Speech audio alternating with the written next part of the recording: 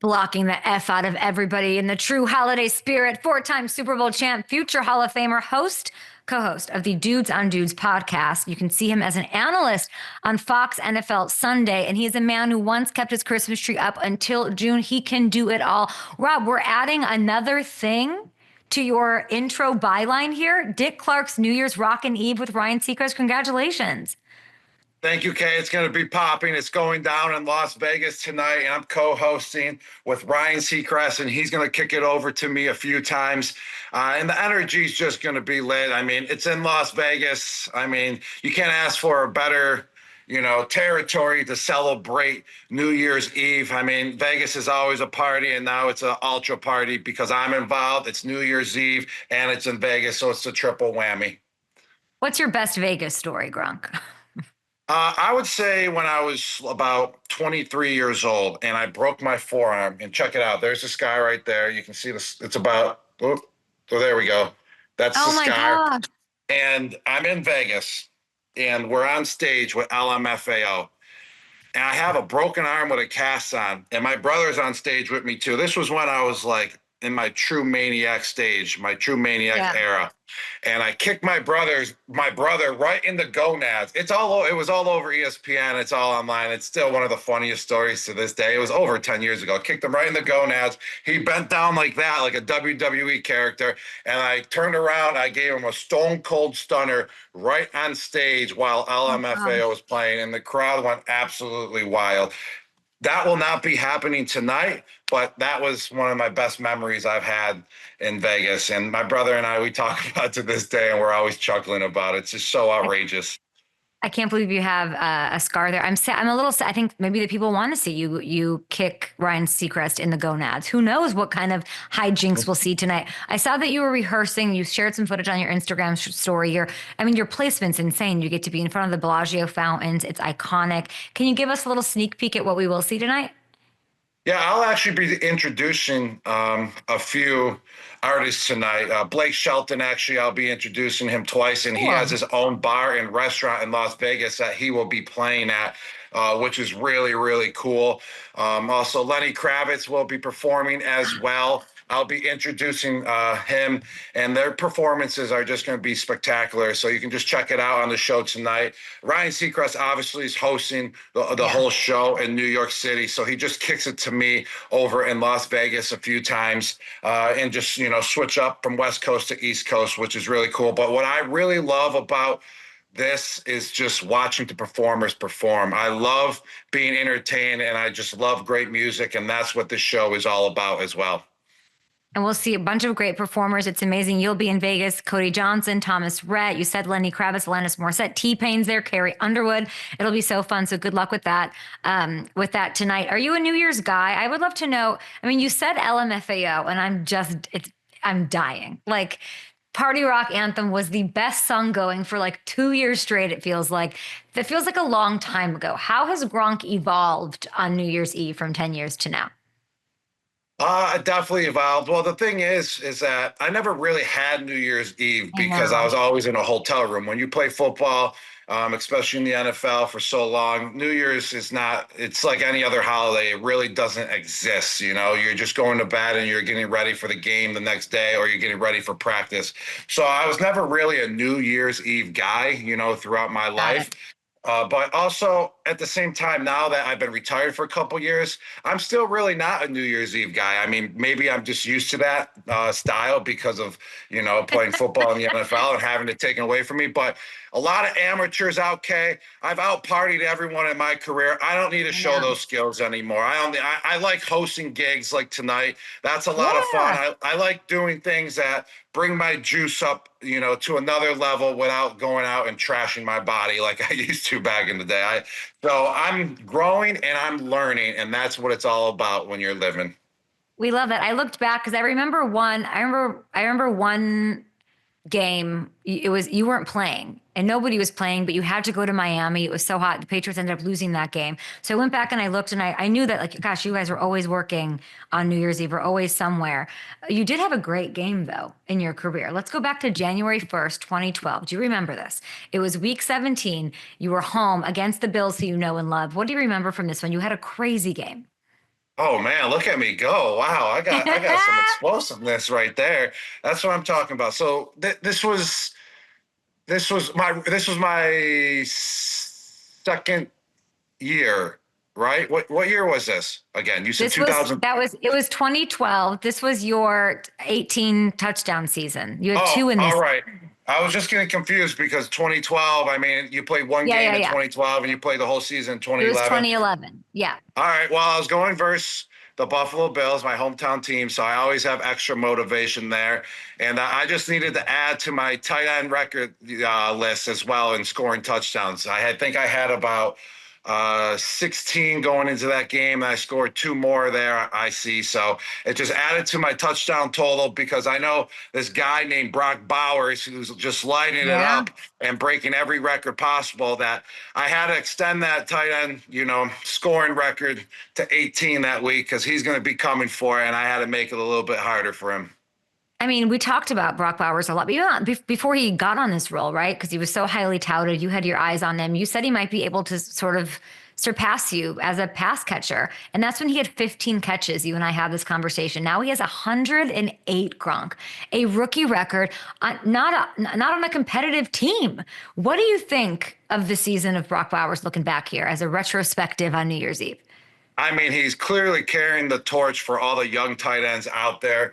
He's just so savvy. He's so smooth. He's so precise with all his routes, and he punishes guys after he catches the ball as well. And that's what I love about him. And also, he's a pretty solid blocker as well. He's a complete package, and he's the only thing that's been steady on the Las Vegas Raiders offense throughout the whole year. He's done this with about three different quarterbacks throwing him the ball, which is just incredible. He should be offensive player of the year, rookie offensive player of the year. Don't give it to a quarterback. He deserves it. I mean, 100 and something catches as just a rookie. If he continues this pace, he's going to shatter every single tight end record out there, possibly some receiving records as well. The only one that he may not touch is my record, which is the most touchdowns scored by a tight end in a single season, which is 17 receptions and one rushing by me. I don't think, he can possibly touch that in the future, but as of right now, I think that's the toughest one for him to break if he continues his pace that he had this year.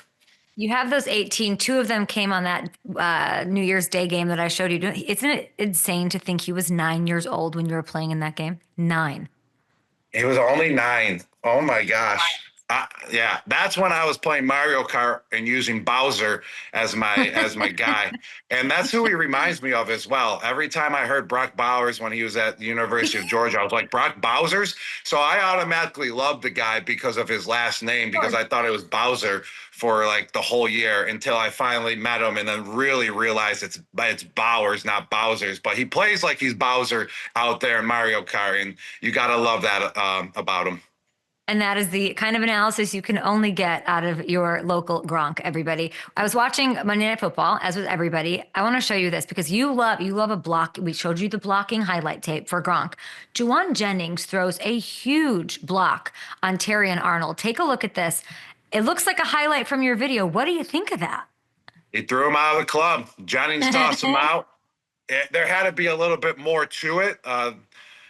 I mean, I would say the frustration was probably built up throughout the game in order to do that. It's not like he's just going to block him out of bounds on a random play. They must have been, trash talking throughout the whole game and just going at it. And then Juwan Jennings just took it up a notch. And I guess I would say if you're doing something like that, I've been in that situation before, that the defender deserves it because they're just yapping all game long or they're, getting under your skin. But that's a big block by him, and that's called throwing the guy out of the club. Congratulations, Juwan Jennings, getting it done, being a bouncer. Kirby Joseph had insane night, insane season. He retaliates. Jennings and Joseph get personal fouls, but now you live in infamy as throwing people on the out of the club to end your 2024 season. Love that. The Lions get the win, right? So now we have this insane game between the Lions and these red hot Vikings in week 18. The winner, Gronk, gets the first round bye. They win the NFC. They're the people. The loser faces the NFC South champion, and that could be your former squad, the Buccaneers. You said the Bucs could do damage in the playoffs. Who do you think the Bucs would rather face in the wild card round? The Lions or the Vikings? I would say the Detroit Lions, because they're more familiar with them.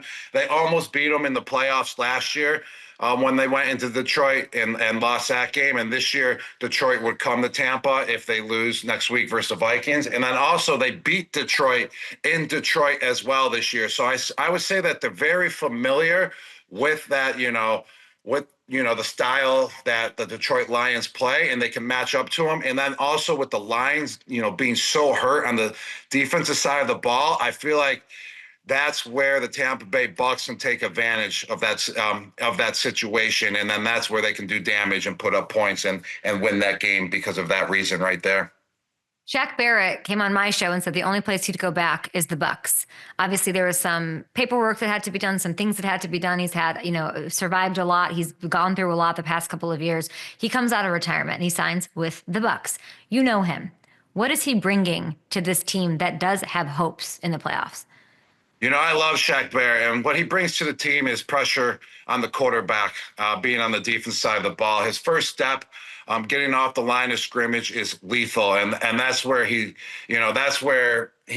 his strongest suit is being able to get past that offensive tackle and pressure the quarterback and make him struggle back there in the pocket. But it's just cool to see. I love Shaq Barrett. I'm rooting for Shaq. I actually got to sit with him in the suite for the first quarter of the game when I was at the Monday Night Football game in Tampa. And he's just a great guy overall. And I'm cheering for him. And I'm hoping that, when he retired last year, he's exactly where he left off when he retired. And hopefully he's been training and he has that first step ready to go, because he can definitely help out the Tampa Bay Bucs. I love that. Lions 2.5-point faves in Detroit on Sunday. Who wins that one?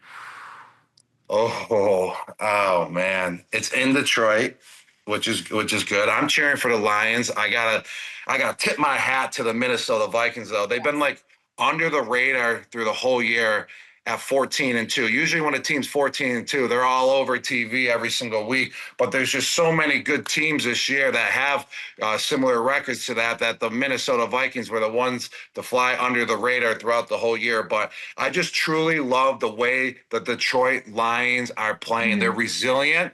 I mean, they're spectacular. You saw them yesterday. They just play together as a team, and they grow together as a team week in and week out, no matter who's going down, no matter who's got to go in and replace the guy that got injured. I just love how they're finishing games as well. And they obviously love the game of football, and that starts with Dan Campbell. And he shares that love with his players, and that's why they're going out there and they're winning these games. And they know how to close out games, too, in the fourth quarter. And we'll see what a little rest will do for them. Maybe a little Hutchinson in there. It'd be great. It would be so insane to have them get the 1 seed. But yeah, all credit. And the Vikings are so unheralded for whatever reason. Okay, tonight's New Year's Eve. You are rocking it out with Dick Clark's New Year's Eve on ABC with our guy, Ryan Seacrest. But, New Year's is all about trying to get better, turning a new leaf in 2025. So before we take a break and do a prop shot when we get back, I thought we could dish out some rapid fire resolutions. So first thing that comes to Gronk's mind, I'm going to tee you up. What should the Patriots resolve to do or be in 2025? What should the Patriots resolution be? All right. The first thing that comes to my mind is going out and getting a wide receiver number one, a playmaker out there for Drake May. We like Drake May. They have the number one pick right now. Isn't that insane? It is insane. I don't think that they should win this game. They're in a tough situation because it's so meaningless to win this game, and it's so meaningful to lose the game. And you don't want to go out there and say you're losing a game on purpose. Like, that's not cool at all. Like, it's not cool as a player to go out there and have that mentality. It's not cool as a coach to have that mentality. But like, hopefully they play as hard as they can, and they lose and they get the first pick, and then you can go from there. Travis you Hunter? can do Travis Hunter, who's a once-in-a-generation type player. He can play both sides of the ball. Or you trade back and you stack it up with a couple guys, maybe like Tate McMillan from the University of Arizona, and then also you get an offensive tackle as well. So you can get two guys for the price of one if you trade back. Because the best thing about the Patriots, if they do get the number one pick, is they don't need a quarterback, so they have all the leverage right there. Well said. What is your resolution for Julian Edelman? What should he resolve to do? Your co-host for Dudes on Dudes. Oh man. uh, oh, Ah, Julian's New Year's resolution. yeah. Uh, I would say that he needs to get back in the weight room. Definitely. Wow. He's taken off about 2 months in the weight room. And every time I'm going over to his house to, shoot dudes on dudes, he's always talking about, man, I'm looking small. Like, and he's flexing to me and like he's super ripped still, but according to him, he's looking small. So, Jules, this year's New Year's resolution, get back in the weight room, buddy. Let's go. What is your resolution for the NBA? NBA, everybody's talking about ratings are down, the three-pointers, all that. How should they fix that? Their ratings. What should they resolve to do? Well, on Christmas Day, their ratings were spectacular. I mean, people were just comparing them to the NFL, which you cannot do. So they were kind of like stomping on the NBA, like, oh, they only had 5 million viewers, but the NFL had averaged 25 million viewers. Well, the NFL is the NFL. You can't compare the two. What you can compare is the viewership from the year before with the NBA, and it was But the about ratings in general are down. Like they're down all year. In general, they're down. I would say we need to see big dunks. There hasn't been really that many dunks this year. Go. Yeah, everyone loved the dunks in the prior years, and now it's all about shooting the three-pointers. We just need to see some guys drive through that hole and dunk over some 7-footers, and that gets everyone excited and on their feet and watching the NBA. And plus, playing like a team. What about a 4-point line, Gronk? 4 points. I don't know. Well, if people are, it's starting to trend towards shooting so many threes, and if the ratings are going down, obviously people don't want to see so many shots get put up. So if you put a 4-point play out there, then I would say the ratings would just tend to go down more because that's shooting the ball more. So I don't know. I don't know. Okay, more dunks. More dunks. More dunks. Let's do these quickly. What is your advice for what should single men resolve to do in 2025? What's your advice for single men going into this new year?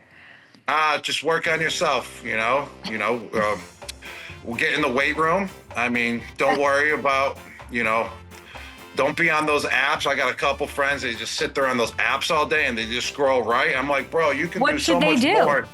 Where should they go meet girls? I don't know. I've been out of the game forever, Kay. But I mean, I've heard that there's these single cruises when I'm, on drives, like the radio ads. You're like, if you're single, come on this cruise. And I'm like, oh, that's what they do now these days. I've been out of the game for a while, Kay, so I don't really know that get question. But I would say just get in the gym, work on yourself, and the rest will come. The quarterfinals for the college football playoffs start tonight. What is your resolution for the selection committee next year? Because I know you're not happy about it. How do they fix it? That's a good question. I mean, I don't think it's broke. Okay. Let's play it out for rest of the season, but I don't think it's broke. I think they're doing a spectacular job. I was just saying, because Indiana has such a bad performance, that you got to add in the strength of schedule as well. And then that's when everyone, hopped on me on X that, I knew Alabama should have been in it because of their strength of schedule. I just think that that's the only thing that should play into more of it is the strength of schedule when, deciding who goes to the playoffs. But I don't think it's broke. I think they did a wonderful job this year, no doubt about it. Wow. And let's play it out. We got Boise State up against Penn State tonight. Speaking of X, do you want to tell me something about the tax codes? Was that you? Were you hacked? What is going on? I wasn't hacked, but yes, I don't do my own taxes. Everyone's like, hey, what are you worried about? You don't even do your own taxes. Of course I don't, but I do have to sit there for a whole entire day with my tax guy about a couple times a year to go through everything that I've done just to check mark off the list that everything is correct, and that all the filing is correct, and all the jobs that I did were correct as well. And it just takes forever, and it's a pain in the butt. And then on top of it, this is what really got me going, is that you needed some FinCEN number if you have an LLC. So I had to fill it out for 3 hours the other day and have a meeting for it. You're doing this? And yeah, because you have to fill it out personally, and then your tax guy can do it. And then the FinCEN number, the next day, the government wrote an email out saying you don't need a FinCEN number anymore. So I just wasted 3 hours of my life doing that for all my LLCs. Yeah, it's For just all, a for complicated all your mess. LLCs, Gronk, Yeah, never change. Never change. Love it. All right, let's bring in Hamilton for a little prop a shot because if let's you do had it. a resolution, my friend, it should be to be better at this. Let's do it. Well, I got news for you, Kay. You went 1 for 3 last week. Gronk was 2 for 3, so he's cut that lead down to 4 points. And today we're going to focus on that huge AFC North matchup on Saturday night. Bengals Steelers. Gronk, going to start with you. Line for Russell Wilson's passing yards set at 235.5. So what do you think? Does he go over or under? Wait, I got a question. When does proper shot end? Are we taking Great this into the question. playoffs, or is this the final week? Matthew? We're going into. It'll end when you take the lead, Gronk. How about that? No, we'll All go through the. I hate you We're going guys. into the playoffs. All right, so I'm going with Russell Wilson passing yards over under 235.5. I'm going to go over. The Cincinnati Bengals defense has been suspect all year long. The Steelers need this because they have a possibility of winning the division as well if the Baltimore Ravens lose. So he's going over. All right, I like it, Kay. I saved you Joe Burrow. I'm doing one nice thing for you for the new year. You get to talk about Joe Burrow right now. His line for passing yards, 284. I don't care what it is. It's over. It's over. What I don't care if it's 600. I'm going over. And what is it? 284.5. I see. Yeah. He's 359 yards away from hitting. Hear me clearly here. 5,000. He's 359 from hitting 5,000 on the season. I think he gets that. I think he gets it. He's thrown for over 350 in 4 of the last 7. He keeps it rolling and he gets that 5K mark. And then maybe he gets the MVP.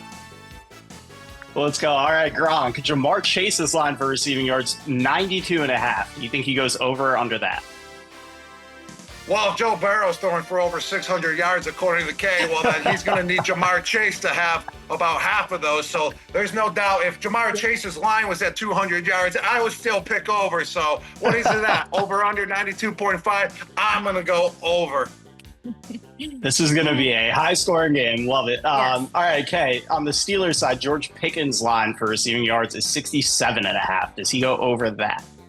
Yeah, he needs like 2 catches to get that done. He's averaged 77 yards per game since Russ has taken over. Go balls, whatever you want to call them. You know who's had some issues with the deep ball? The Bengals. George's going to make plays in this one. Over. All right, Gronk. One anytime touchdown score for the Steelers on Saturday night. I'm going to go with Najee Harris. They got to run that ball when they get into the red zone, and he's going to have a touchdown at any time in the game, somewhere between the first quarter and the fourth quarter, Hamilton. I'm feeling it. All right, okay. One anytime touchdown score for the Bengals. If anybody wants to know what it's like to be a girl in a boy's world, here it is. No, I'm kidding. I'm kidding. I'm going to go, oh man, I'm going to go Jamar Chase. He wants to lock up the Triple Crown. It's fun for me, fun for him. 16 touchdowns right now, get paid. That's amazing. He needs to make it at least 1 per game on the season. I think it happens. I love it. So let's take a look here. Joe Burrow over 284.5 yards for me. George Pickens over his receiving yards, and Jamar Chase scoring a touchdown. Gronk's got Russell Wilson over 235.5 passing yards. Jamar Chase over 92.5 receiving, and Najee getting in the end zone. And by the way, I don't know when, but I do have it on good authority, everybody, that there's a profit boost token in the works for action on Saturday. FanDuel working on some generosity, some good stuff for you guys to either, follow Gronk or myself or mix and match. And everybody go watch Dick Clark's New Year's Rockin' Eve with Ryan Seacrest with Gronk tonight at 8 Eastern on ABC. Yes, it's going to be popping, Kay, and I'm bringing the BGE, and that stands for Big Gronk Energy, baby. Let's go. Check us out tonight. Okay, we talked about gonads. Did you see? We have Jeremy Reeves on the show. The Commanders clinched their playoff spot. He proposed to his girlfriend after the game. Did you see that? I did see that. It was really cool. The fans all loved it. It was pretty adorable, and what would happen if I'm not even going to go there. Actually, I just think it was amazing, and yes. She said okay. She said yes. That's most important. But it was a really cool moment, especially for the fans to witness that as well. Gronk, you're the best. Happy New Year to you. Thank you for all the resolutions and good luck tonight. We can't wait to watch. Really cool job.